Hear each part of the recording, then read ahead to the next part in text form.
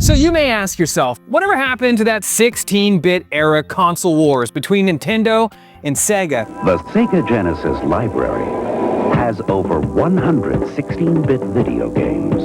Our new 16-bit competitor has a considerably smaller library and a larger price tag. Here's some interesting Sega history you probably don't know about that led to a whole new generation of console wars. This is the untold history between Sega and Sony. So back in 1992, Sega was riding high on the success of the Sega Genesis. We were just starting to come out of the Sega do what Nintendo don't era.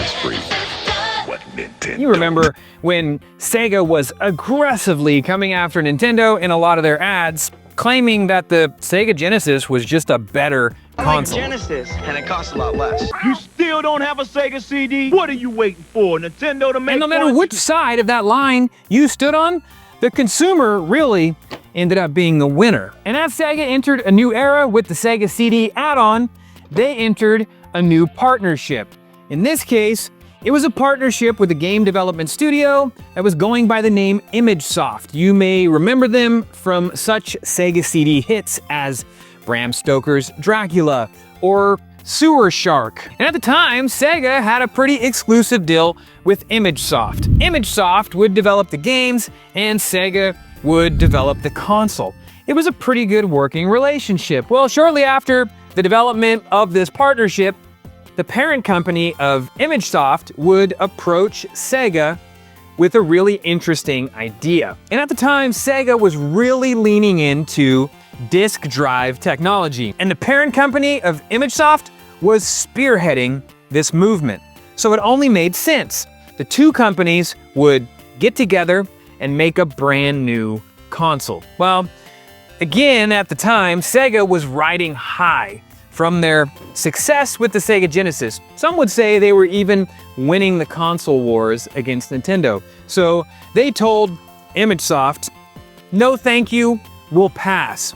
We have something really good going here. Some would consider this to be one of the worst moves Sega ever made because in 1995, the parent company of ImageSoft would change the name of the studio to SIE, which you may know as Sony Interactive Entertainment of America. And after a few other rejections, like their mishap with Nintendo, Sony Interactive Entertainment would decide to go out on their own and develop their very own console, which might sound familiar to you. You may have heard of the PlayStation. And in 1999, this prompted Sega to release the Dreamcast. And the funny thing about the Sega Dreamcast is, Sega did end up partnering with another company to produce this console. It just wasn't PlayStation. But the following year, Sony would then come out with a brand new, extremely heavy hitter to the market, the PlayStation 2. Now, some would argue the PlayStation 2 was absolutely the death knell in Sega. And in 2001, shortly after the PlayStation 2 was released, Sega would discontinue the Dreamcast. But the company that Sega partnered with to make the Dreamcast would then go on to release their very own console.